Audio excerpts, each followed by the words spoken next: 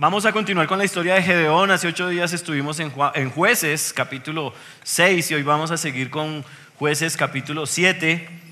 Y me está encantando mucho esta historia. Incluso estaba hasta pensando decirle a Néstor que me diera 2 domingos más.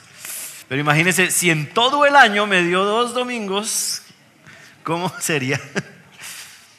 Hace 8 días vimos como si no hubiera sido por la intervención de Dios, este Gedeón del que estamos hablando seguiría escondido en las cuevas, en las montañas, a donde había tenido que ir huyendo por miedo a los madianitas. ¿Se acuerdan en dónde estaba él trillando trigo?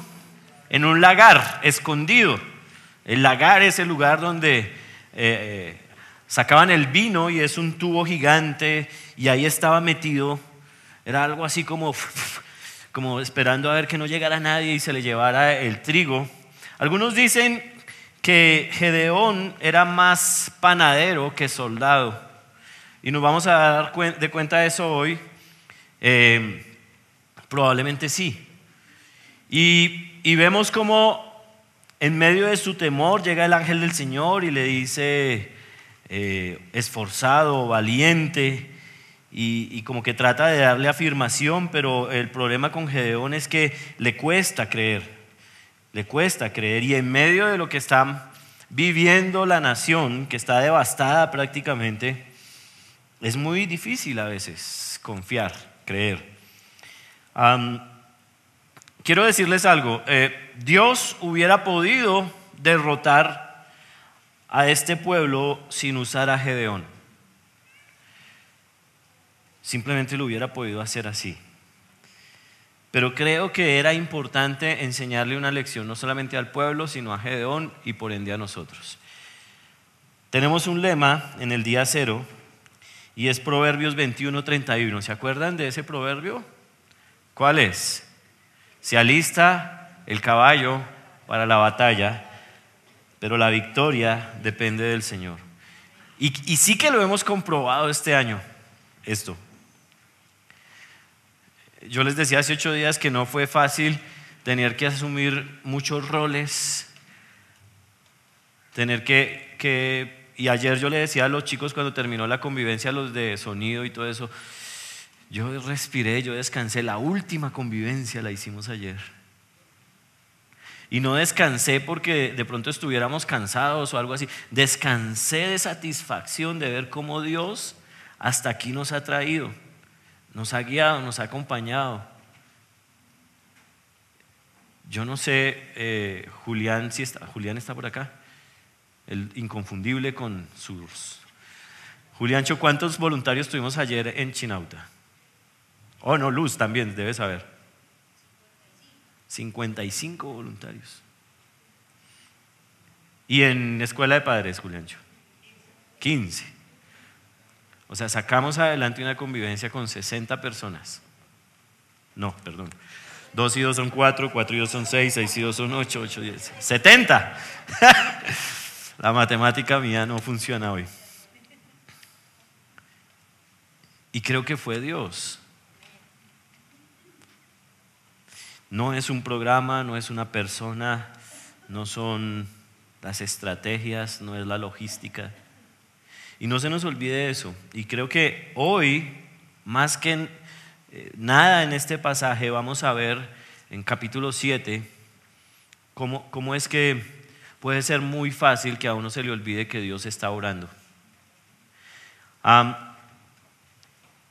Dios debe recibir el crédito por todas nuestras victorias.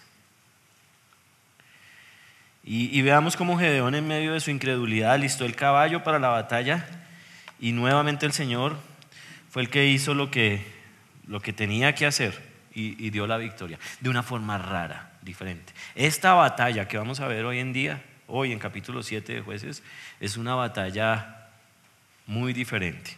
Acompáñenme a Jueces capítulo 7, versículos 2 al 8. El Señor le dijo a Gedeón: tienes demasiada gente. Entonces quiero hacer una recopilación. Después de que Gedeón no creía ni en él mismo, después de que le pedía pruebas a Dios en capítulo 6 para reconocer que era Dios el que lo estaba enviando, Después de que él sentía que nadie lo quiere, todos lo odian y se iba a comer gusanitos. Dios hace que Gedeón en capítulo 6, y esto lo vimos hace 8 días así por encima, toque un cuerno.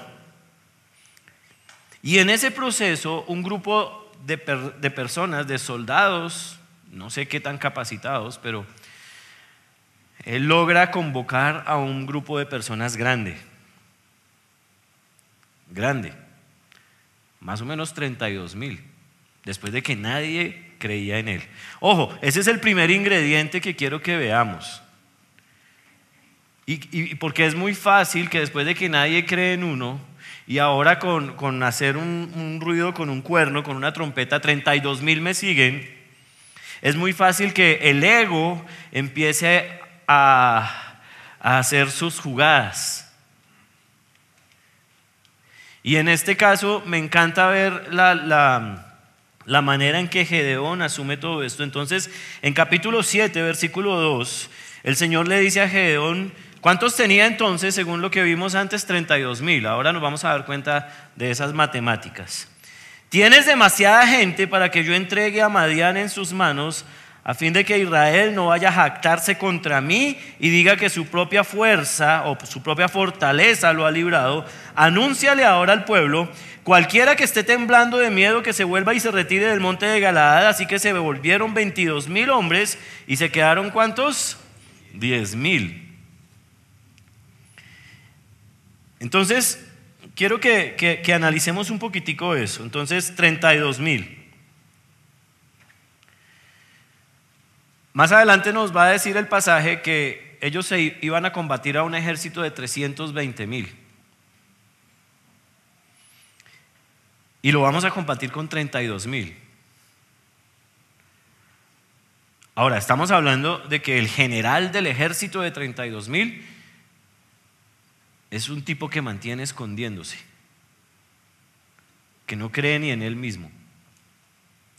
Y va a destruir a un ejército 10 veces mayor.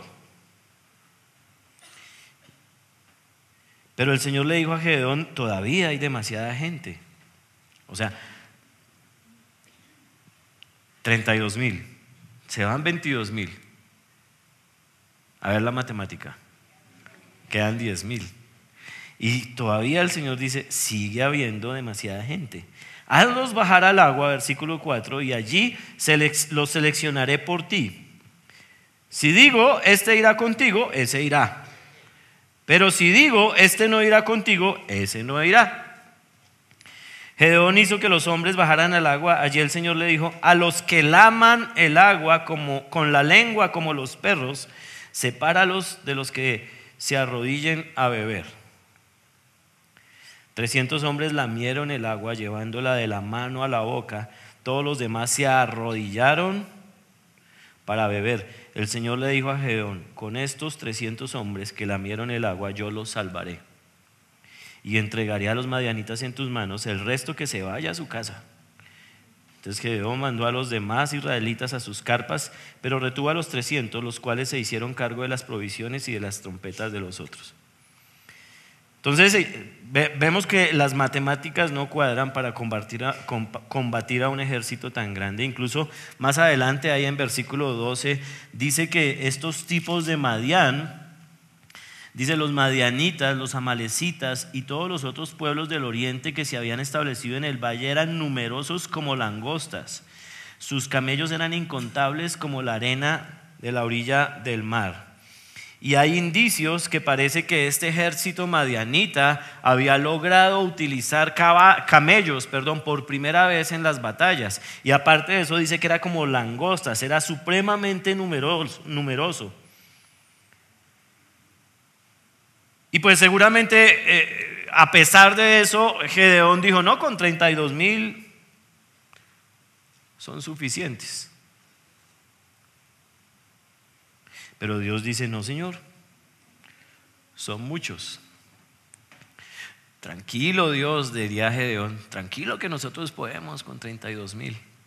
No, Señor, son muchos. No te preocupes, Señor. Dijo Pipe: donde comen 5, comen 32,000. No te preocupes si es por la provisión, no te preocupes si es... Nosotros lo hacemos. No, Señor, son muchos.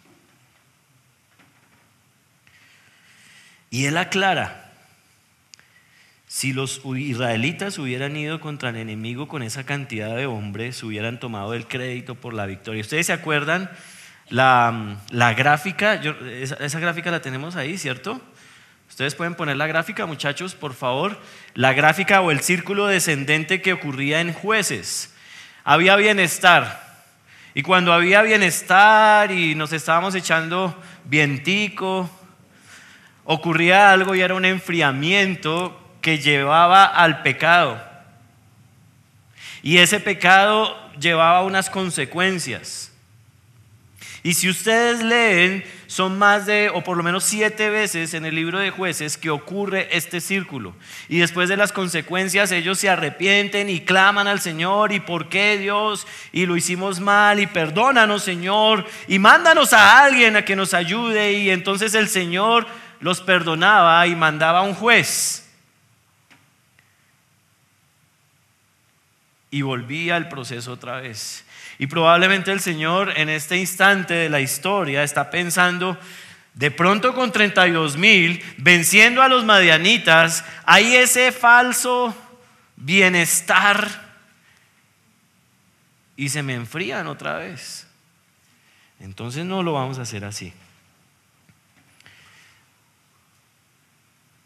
Proverbios 16:18 dice, antes del quebrantamiento es que la soberbia, y antes de la caída, la altivez del espíritu. El orgullo y el ego son una trampa tan sutil. El Nuevo Testamento dice que el que crea, el que piense que está firme, mire que no caiga. ¿Sí? Y el culebrero dice, sube como palma y baja como coco. El orgullo. Y Dios quería remover cualquier tentación de orgullo que hubiera ahí en esa batalla. Y por eso Él estableció la manera en que lo iban a hacer. Entonces, pues Gedeón dice, listo, muchachos. Los que tengan miedo, váyanse para las casas. Ahora, ¿ustedes qué pensarían después de que él convocó a estos valientes, a estos 32,000 valientes? ¿Cuántos pensaría Gedeón que se iban a devolver? Hay unos 10, unos 20, unos 50, a lo más unos 100. Cuando él les dice, los que tengan miedo, váyanse para la casa. Y empiezan a salir en manada, 22,000. ¿Qué pensaría Gedeón? No, muchachos, vengan, era un chiste. No se lo tomen en serio. No se aguantan una chanza, un botellazo.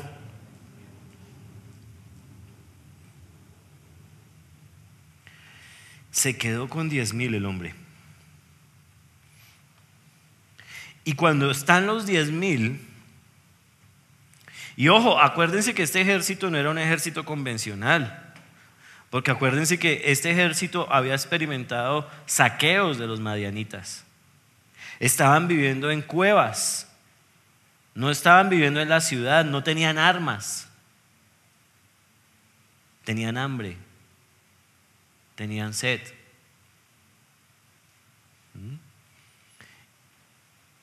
No es cualquier ejército, y uno esperaría que para enfrentar todo un ejército de 320,000, pues van a llevar a un grupo élite, ¿no? A los francotiradores, no sé, a los tanques de guerra. Pero en este momento estamos contando a 10,000, que en el papel son los más valientes. Y Dios en ese instante dice, no, Señor, esos 10,000 tampoco me sirven. Ahora, imagínese Gedeón el temeroso, y que el Señor empiece a negociar de esta forma cómo van a enfrentar la batalla. Yo creo que Gedeón ahí mismo está pensando, ¿yo por qué me metí en esto? Porque cuando ese ángel se me apareció y me hizo tantas pruebas de que era el Señor, yo por qué no le dije, sabe que cuente con otro, a mí, déjeme a mí trillar trigo?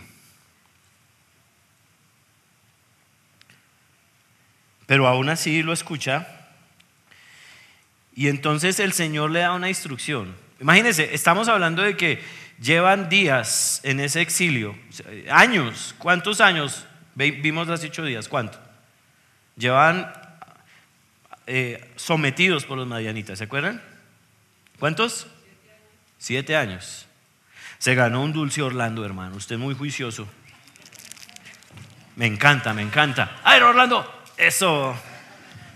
7 años.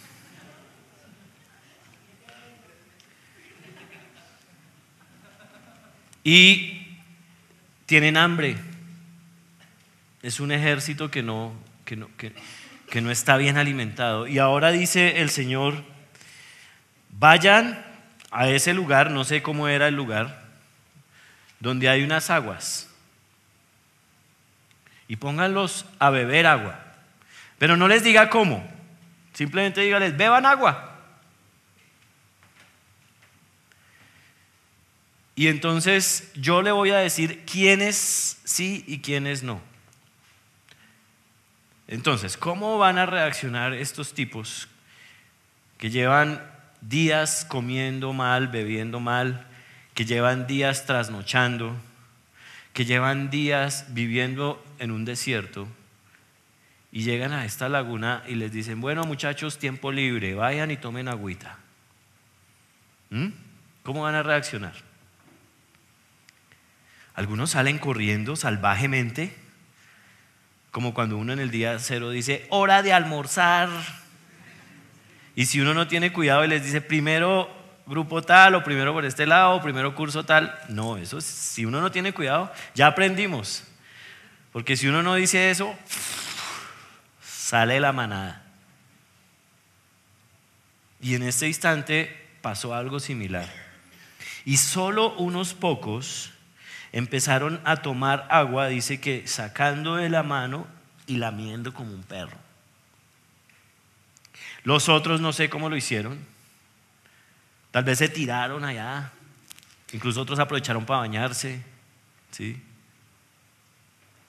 El yerno de Jorgito aprovechó para hacer un clavado.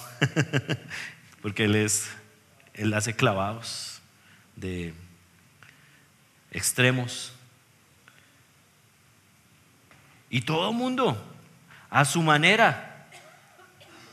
Pero Dios ya tenía escogidos, y Gedeón en medio de eso, sin saber lo que Dios estaba haciendo, simplemente él dejaba que el Señor escogiera el ejército que él iba a usar.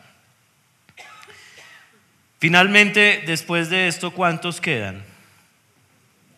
300 soldados.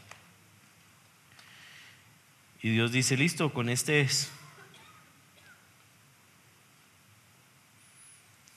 Después de 32,000. Y ahora el Señor dice, con estos 300 nos quedamos, el resto váyase. Ahora, yo no me imagino qué está pensando Gedeón, pero tampoco me imagino qué están pensando esos 300.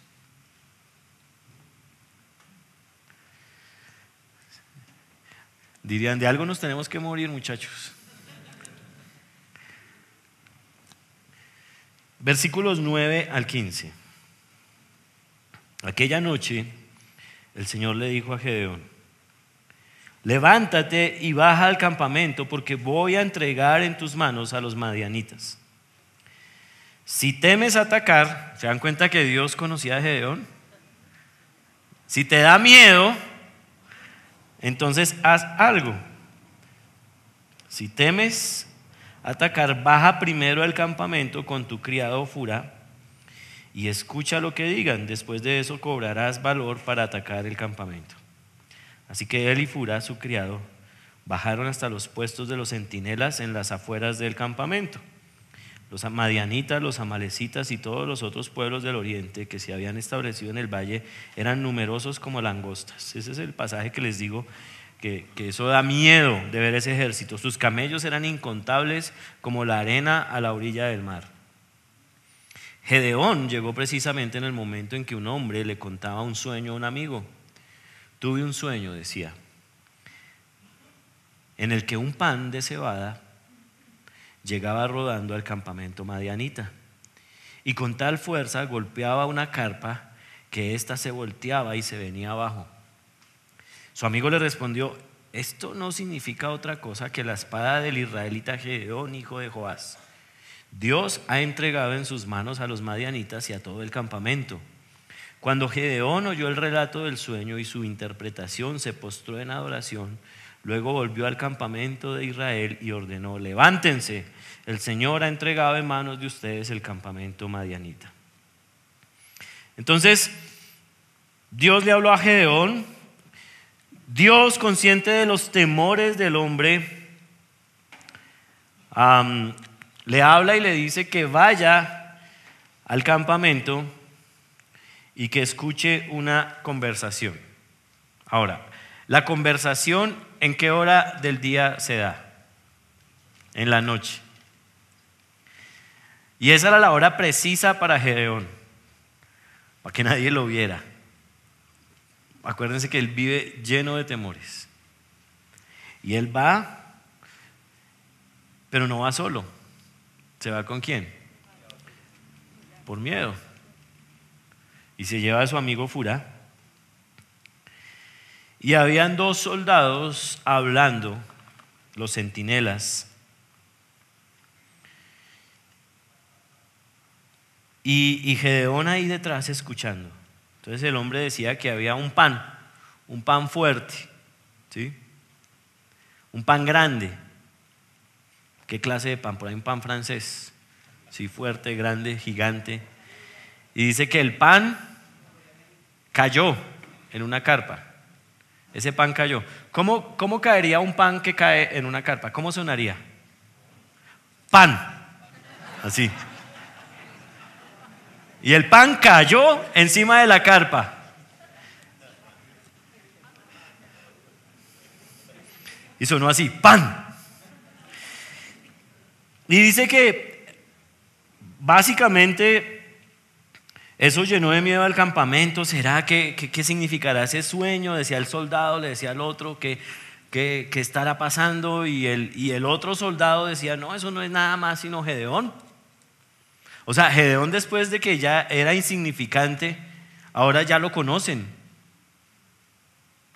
Y ya identifican quién es este hombre, no sé, pero dicen: esto es Gedeón. Y él viene en nombre del ejército del Señor y nos va a destruir.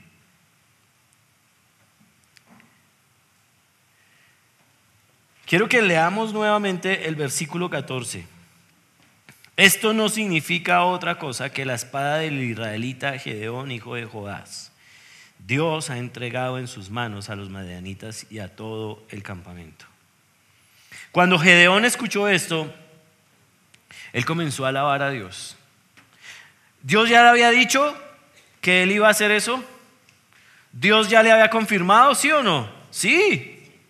Pero yo no sé por qué a veces nosotros nos cuesta tanto creerle a Dios y necesitamos a veces que otra persona lo confirme. Incluso a veces Dios nos dice una cosa y escuchamos de otra persona otra cosa y le creemos más a la persona. Es un proceso bien especial. ¿Ustedes alguna vez se han preguntado qué dicen de ustedes, de cada uno de ustedes, cuando ustedes no están en la reunión? Y eso no les molesta aquí en la cabeza y empiezan ustedes a inventar cosas ahí. Miren, Gedeón estaba acostumbrado a eso.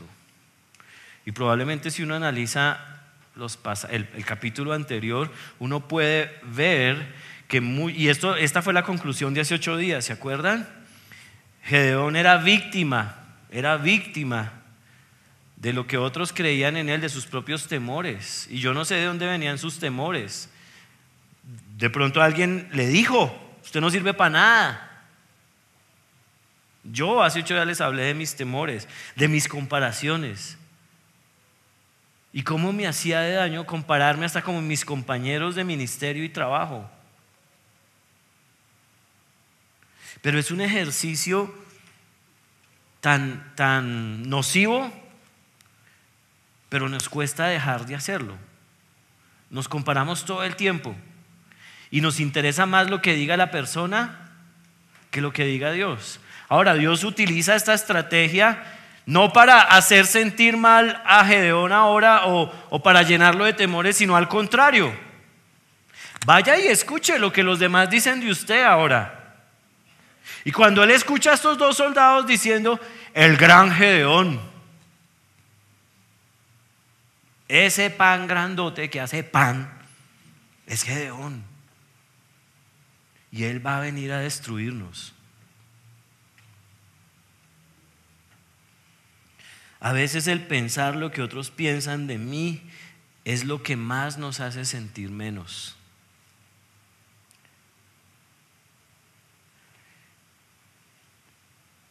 Nos importa más lo que dice la gente que lo que dice Dios de mí.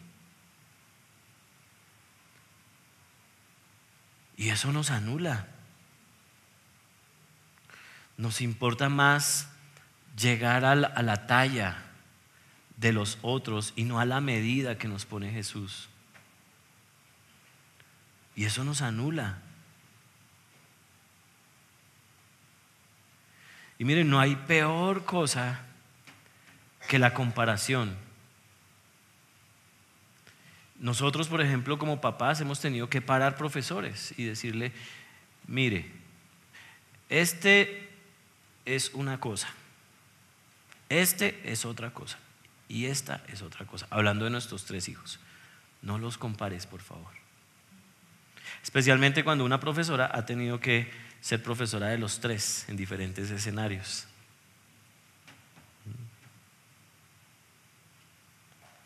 Son diferentes. Pero a veces nosotros mismos caemos en lo mismo. Versículos 16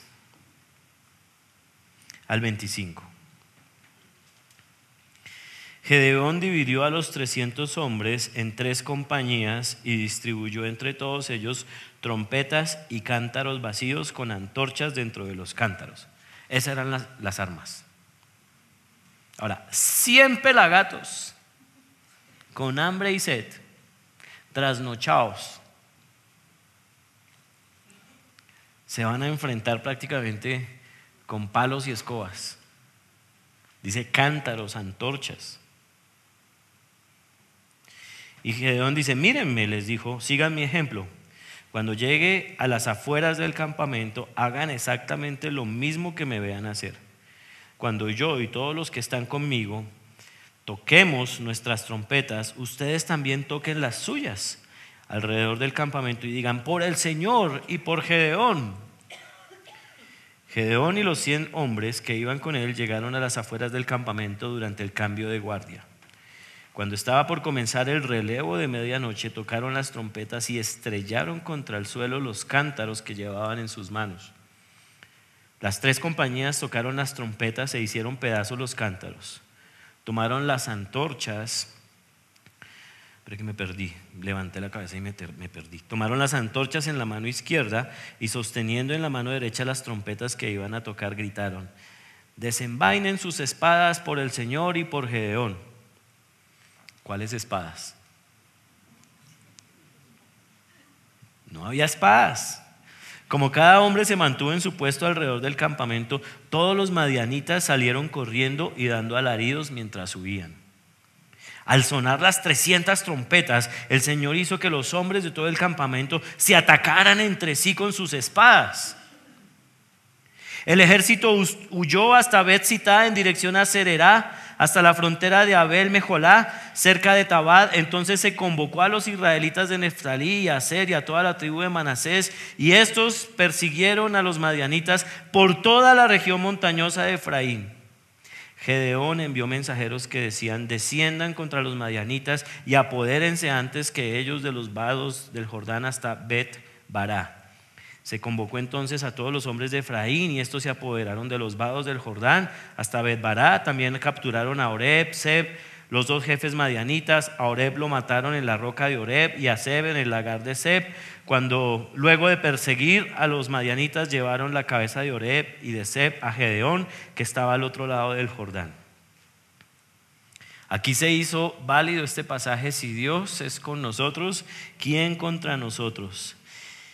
Y entonces Gedeón empieza a preparar a sus soldados para la batalla. Y vuelvo y les digo, no habían armas. Y yo me imagino que estos 300 estaban diciendo: ¿y ahora qué? ¿Con qué?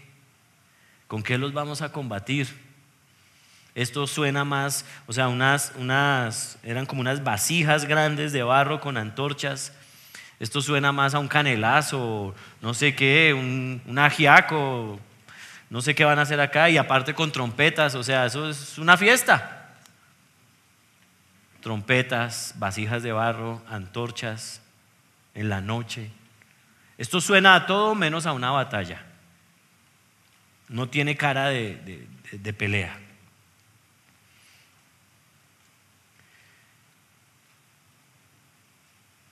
Por eso digo que esta batalla era diferente. Y aún así ellos obedecieron a lo que Gedeón les decía.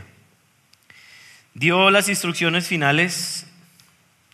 Él advirtió a sus hombres a hacer como él. Y mire, hay muchas especulaciones sobre por qué Gedeón, o por qué Dios, mejor, escogió a los que lamían como perros.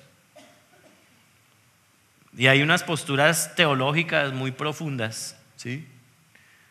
Pero no, la verdad, ni idea. Yo pienso que estos 300 hombres que lamían como perros llegaron y con mucha calma tomaron el agua y empezaron a beber. No fueron como los otros que tal vez se mandaron allá a la loca.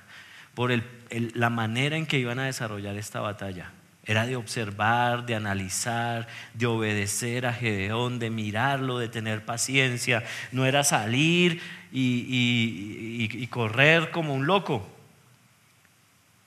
Era un proceso diferente.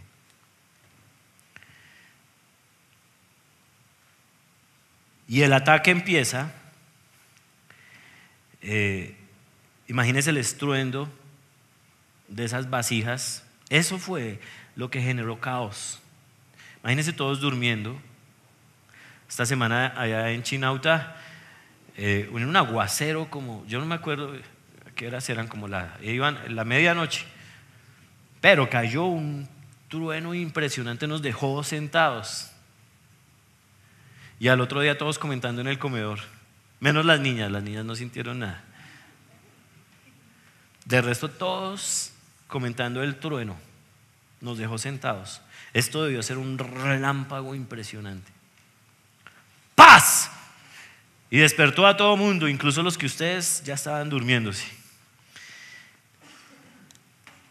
Y empiezan el caos y esta gente se levanta. Estaban durmiendo, no estaban preparados para pelear. Esta gente se levanta, no tienen ni el uniforme y empiezan a agarrar sus espadas, y en medio de la oscuridad tú no puedes diferenciar de qué bando es quién, y ellos mismos empiezan a atacarse entre ellos. Ahí sí, como dicen, por sospecha. Tome por sospecha. Y usted también tome por sospecha, por si las moscas. Y esto genera tanto caos que entre ellos mismos se eliminan.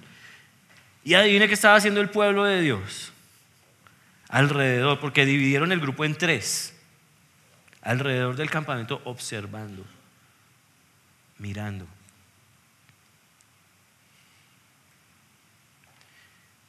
Y fue una matazón. Al otro día todos los madianitas ahí. Los jefes, algunos jefes quedaron vivos. Pero antes de eso me impresiona mucho la afirmación que se dio antes de salir a la batalla. ¿Se acuerdan cuál fue? ¿Por Jehová y por quién? Mire, el insignificante Gedeón, el temeroso Gedeón, está llegando a un punto ya donde él está diciendo: sí, él está conmigo. Dios y yo somos parceros. Y él no dice por por Jehová, sino por Jehová y Gedeón. Y eso muestra lo que está haciendo el Señor en él. Eso muestra lo que incluso está haciendo en la mente de Gedeón, esa afirmación que Dios le está dando.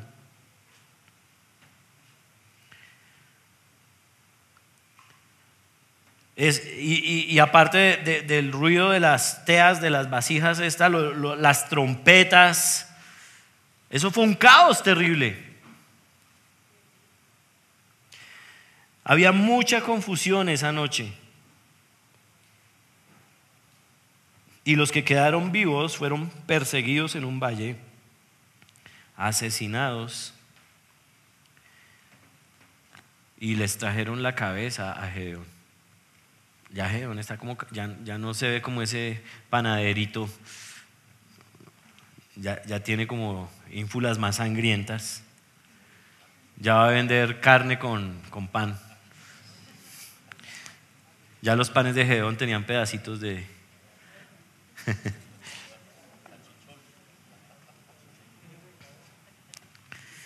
Miren, esta batalla marcó al pueblo de Israel y les voy a mostrar algo que para mí fue impresionante esta semana. Pero sí quisiera que analizáramos algo. Vuelvo, yo digo, y no me voy a cansar de decirlo. El poder transformador del Evangelio es lo único que puede cambiar a una persona y a una sociedad. Nada más. Un encuentro personal con Dios debería afectar nuestra manera de ver las cosas. Hace 8 días hablábamos de esto. Cuando sabes lo que eres, no importa lo que no eres. Cuando sabes que soy amado por Él, no importa quién no te amó. Cuando tú sabes que eres escogido de Él, no importa quién no te escogió. Cuando sabes que Él te llama, no importa quién no te llama. Él es suficiente. Él es suficiente. Y para Gedeón fue suficiente. Gedeón después de eso la embarró. Y ojalá hubiéramos podido seguir con la historia pero ustedes lo pueden leer en la casa más adelante. Gedeón decidió hacer las cosas a su manera. Y creo que el ego y el orgullo sí le hizo una mala jugada. Pero hasta este momento vemos cómo él se dejó utilizar por el Señor. Y vemos esta batalla impresionante. Esta semana mi esposa escuchó una canción de una chica que se llama Lauren, es de Estados Unidos, y ella ha ganado premios Grammy y todo eso, es bien famosa por allá, al otro lado. Y hay una traducción de la canción que yo quiero que la escuchen y que describe de manera muy cercana lo que pasó en la vida de Gedeón, pero también describe lo que pasa en nuestras vidas cuando nosotros dejamos que Él sea el que modele nuestra identidad y no los demás. Cuando dejamos que Él sea el que empiece a hacer un proceso de transformación. En Romanos capítulo 12, versículos 1 y 2, cuando habla de transformados por medio de la renovación de vuestro entendimiento, esa palabra transformados es en el idioma antiguo metamorfo, que significa metamorfosis, que es el mismo proceso del gusano a mariposa. Es lo mismo, metamorfo. De ahí viene la palabra metamorfosis. Cuando tú dejas que el Señor haga una metamorfosis en tu mente, en tu corazón, eso se va a notar. Tú vas a poder hacer esta declaración como la que hizo Gedeón, es Jehová de los ejércitos y yo. Los dos vamos de la mano. Y Gedeón hasta ese punto lo creyó. Quiero que escuchen esta canción.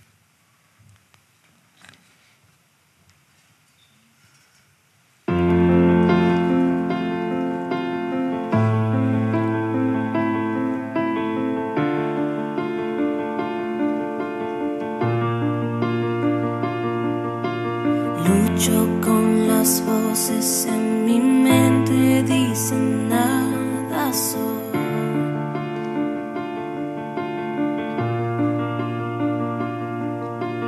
Me dicen mentiras que no me dejan oír tu voz.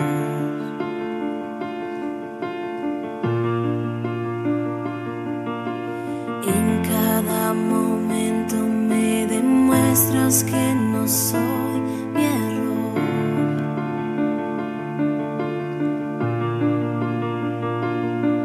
Recuérdame quién soy en ti, quiero escuchar tu voz. Dices que me amas tal y como soy.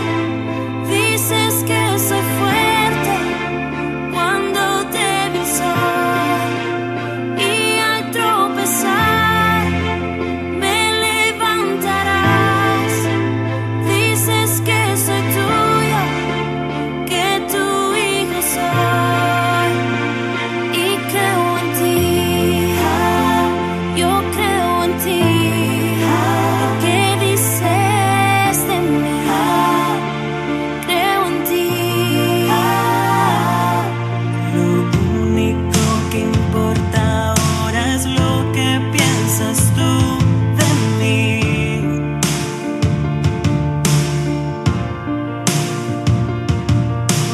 Encontré mi identidad, encontré valor en ti.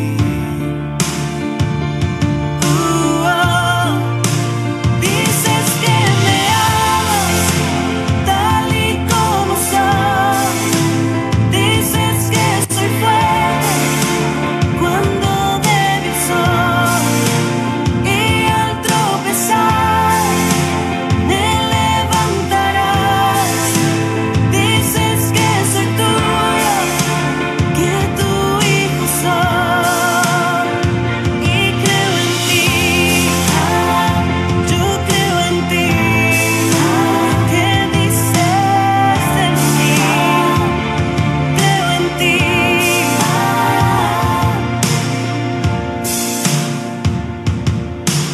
Todo lo que tengo y lo que soy lo rindo a tus pies.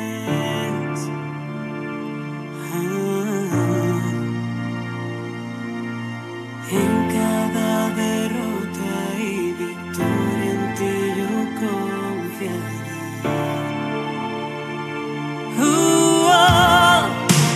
Dices que me amas tal y como soy. Dices que soy fuerte cuando débil soy, y al tropezar me levantarás. Dices que soy tuyo, que tu hijo soy, y creo en ti. Yo creo en ti. ¿Qué dices de mí? Creo en ti. Y creo en ti. Yo creo en ti. ¿Qué dices de mí? Creo en ti.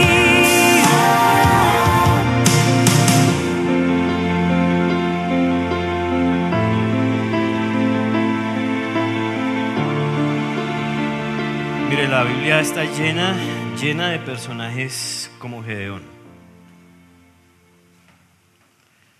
Personajes que nadie daba un peso por ellos, los mismos discípulos.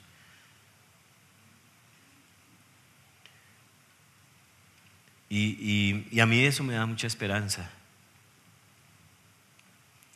Mire, Dios tiene suficientes recursos y tiene suficiente poder para hacer lo que quiera, cuando quiera y como quiera. Él no necesita que nosotros le ayudemos,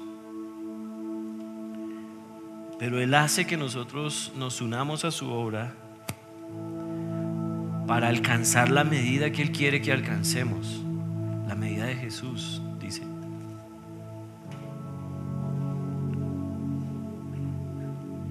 Y en ese proceso no se nos olvide que el que está haciendo las cosas es Él, no nosotros. Él puede hacer lo que quiera, como quiera, cuando quiera, con los recursos más pequeños o con los recursos más grandes. Pero lo que quiere o lo que está haciendo es un proceso en ti, en mí. ¿Saben? Hoy en día el ejército de Israel como nación entrega la medalla al valor a los soldados más valientes. Y la medalla al valor es una medalla en honor a un personaje de la Biblia. Es una medalla en honor a Gedeón. La medalla tiene la espada de esa declaración. Y quiero que la veamos, por favor. ¿La tienes? Si ven aquí abajo la espada y la hojita.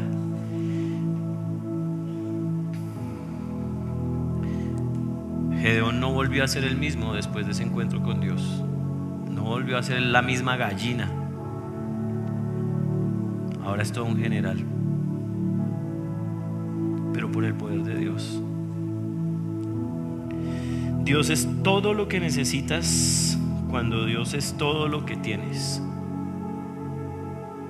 Escuchen eso, Dios es todo lo que necesitas cuando Dios es todo lo que tienes. Cuando el proceso es diferente, cuando Dios no es suficiente para ti, tú vas a tener un poco más de necesidades. Pero cuando Dios te llena, no necesitas más. ¿Cómo te estás viendo a ti mismo?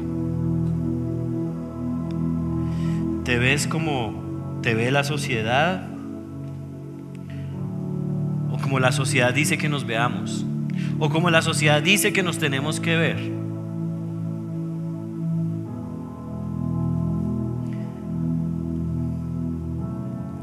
¿Nos vemos como nos enseñaron que teníamos que vernos?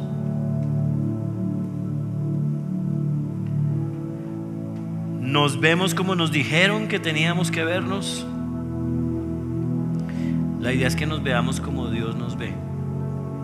Y la lista es interminable. Eres hijo, eres amado, eres sacerdote. No solamente sacerdote real, sacerdote. Eres cuidado, eres protegido, eres sabio. Y son muchísimas promesas las que podemos encontrar ahí. Quiero que me acompañen en un momento de oración, por favor.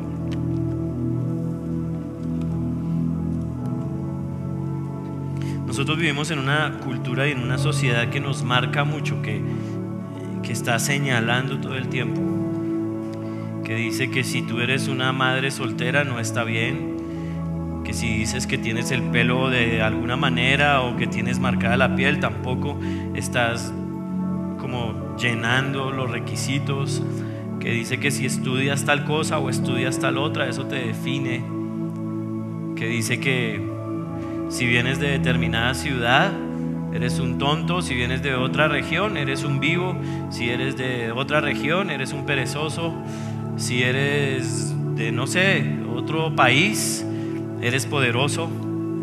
Y nos definimos por de dónde somos, nos definimos de qué familia, por nuestras circunstancias, por nuestro sueldo, por nuestro carro, nos definimos por nuestra ropa, nos definimos por tantas cosas. Y eso nos hace tanto daño, porque no te defines por lo que Dios hizo por ti.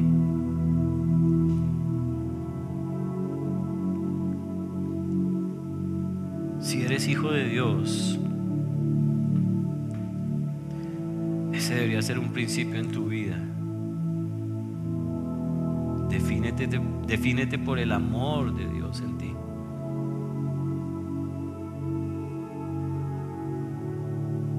Defínete por sus promesas, por lo que Él puede hacer a través de ti.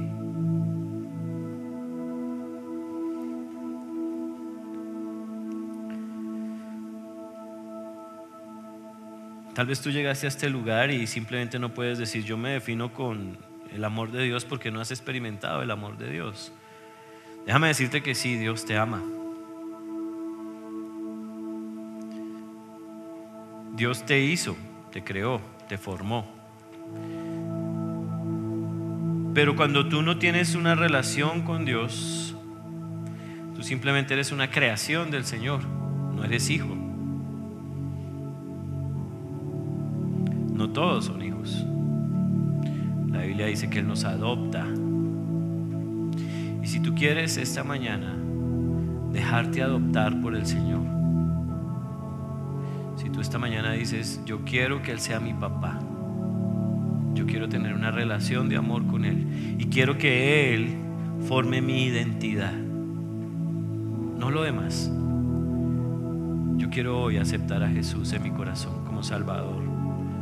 Yo quiero que Él sea mi papá. ¿Hay alguien que levanta su mano y diga: yo quiero hoy tener una relación de amor con Dios? ¿Hay alguien levantando su mano? Y va a haber alguien que simplemente le va a mostrar allá afuera qué necesita hacer para tomar esa decisión. ¿Hay alguien que quiere aceptar a Cristo en su corazón? Levante su mano. Nadie está mirando.